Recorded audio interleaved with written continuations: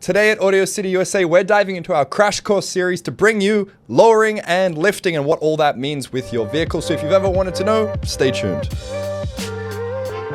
Now, before we get started, be sure to like and subscribe to Audio City USA's YouTube channel because we're bringing out videos like this every single week. Now, on today's crash course, we're going to be covering lowering your vehicle and lifting your vehicle and what that means. Now, simply put, Anthony, what is lowering a vehicle, its benefits, and its drawbacks? Lowering is just basically modifying your vehicle stock suspension. And that usually means very simple. You can do coil springs or you do a full coil over to bring it down. Or if you're ghetto, you can also cut the springs. Yeah, I actually did that. Everyone did that. I've done that before I worked here. I cut my springs. I had cut springs on a BMW Z3. Yeah. You probably had cut springs on... I had a 92 Accord that I cut my springs, and I had a 2000 328 Ci BMW. Then I cut my springs because I couldn't afford it. That's why everyone At does the time, I couldn't afford it, but you know, it did the job. It just bounced like shit and didn't ride good. But also, you got to be careful with cut springs because if you hit a pothole deep enough, the spring can actually fall out. Yep. So that's something to note. There is a right way and there is a wrong way to lowering your vehicle. Now, some of the performance advantages of lowering your vehicle is better cornering. Oh yeah, it's better control, and it also depends what suspension you get. Like coilover is probably the best one for like dampening control and whatnot. Yeah, you're gonna get less dive under braking, less squat under acceleration. Yeah, it's gonna have a sportier ride. Now, I get this every time a person gets suspension from us. Is it gonna ride like factory? My answer is very simple. No.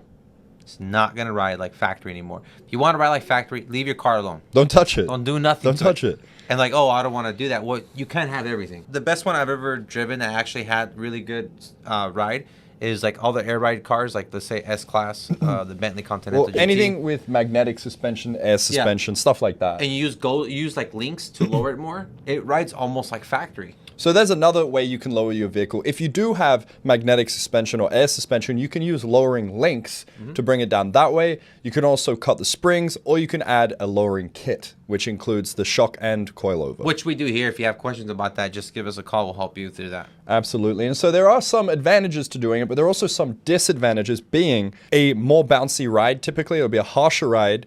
Not always, but quite often when you're going for a performance setup, you're going to sacrifice the ride quality. And the other thing is scraping. Lots and lots of scraping. If you lower your car, expect to rub on your wheel arches, expect to rub on every time you go over a speed bump. Not every fitment, but I would say 50%. You may experience some lowering. That's why you roll your fenders or you move plastic around. The carpet lining, you can heat it, push it around.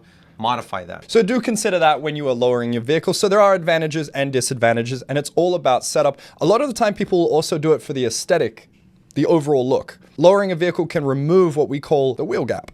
It's going to lower the wheel gap, and if you've ever seen anyone on YouTube talk about the shoe test is how many shoes can you fit in the gap. Typically you want about one. Let's wrap up lowering before we move on to lifting. The three takeaways are: A, lowering your car can bring performance benefits. Number two is that might come with trade-offs, whether it be rubbing or scraping. And number three, aesthetics. People often do it for the aesthetics, exactly. So be sure to keep those things in mind when considering whether to lower your vehicle. Now let's move on to lifting a vehicle. Now, I'm not just talking about people who lift their C7 Corvettes or Miatas to take them off-roading. I'm talking about trucks. We do every day. All day, every day. Not to mention, we also do lower trucks. I got both. I got a lifted truck and a lower truck. Absolutely. But lifting a truck is an entirely different process where we completely rip out your old suspension and we add new suspension, oftentimes with a piggyback reservoir. But another thing we can do is add like blocks. Yeah, like a leveling kit. You can do a loaded strut, lift it 2 inches in the front, and you can leave everything else stock, and it'll retain the factory ride. So yeah, you keep the factory ride, but you also get some more BDE. You grow your... The most common question I always get, and everybody here at the shop does, if I lift it and I put aggressive wheels and tires, will I rub? Yes, you are gonna rub. It depends on the size, but majority of the size everybody wants to go with, you have to do trimming. Either carpet lining, plastic, some... like the Ford, you got to cut the crash bar. But a lot of people don't want to cut their vehicle. So what do you say to people who... Very simple. We have to go with the factory fitment. Oh, but I don't like that. Well, that's too bad. It's like one of those things where you can't get this specific look without modifying your truck. And that's just the way it is. And if they don't like it, I tell them, you got to stick with the factory wheel and tire setup. Something that's going to sit inside and stay in the factory diameter. There are certain things to consider when you're lifting your truck. As Anthony said, a leveling kit is a great way to increase ride height without compromising ride quality, although it doesn't give you any additional suspension travel, because once the shock bottoms out, it's bottomed out. And or like a full 6-inch lift kit, a 5-inch kit, that comes with cross members, you know, spindles. It comes with everything, right? That's a full-blown suspension lift kit. And that you can usually go with a much more aggressive wheel and tire setup. Our gallery is huge. You can check out our gallery. Level trucks, lifted trucks, lowered trucks, everything. So as far as that goes, and you're not too sure what you want, we can show you different options, and you can make a decision on what look you like the most. Absolutely. And guys, as always, if you want help with this kind of stuff, or if you have any questions, give us a call on the number below, or go to AudioCityUSA.com, where our experts can help you. They have over 30 years of experience, and they'll make sure to get your setup just right. Yeah, for sure. Now, is there anything else people need to know about lifting or lowering their vehicle? You know what? A big one is budget. That is a good point. The budget is a big one, and it can get very expensive. Honestly, everyone knocks on Rough Country. Not a good kit, whatever. But it is a great kit. The cross members are made here in America. And people knock on it. It's a great lift kit, man. Great manufacturer. We'll be dealing with years. Never had any problems. Great warranty. If there's a problem with it, they swap it out right away. There's other kits out there like Icon. There's Fox. There's other manufacturers too.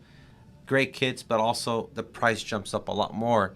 And the thing I always tell the customers, where do you want to stay at in your price? You want to stay at this kit, or you want to? It can get up to 10,000. Yeah, it can get way more than that. It can get up to 20 grand. If you go all out, I mean, like a bulletproof suspension, or if you want to go just something really crazy, it can get really expensive. Very expensive, very quickly too. And you don't want to be in over your head. So budget is certainly one that I think people overlook. And then we can help you with the budget. Like, definitely, we can work around with your build and help you guys out. Absolutely. I hope this video has helped you understand lowering and lifting your vehicle. And if you have any more questions, leave them in the comments below, or give us a call, because Anthony is waiting to help you guys out and get the right setup. And if it's not me, we have 10 other experienced people there to help you guys out. If you guys enjoyed today's video, be sure to like and subscribe and stay tuned. I'm Andy. I'm Anthony. And we'll see you guys in the next one.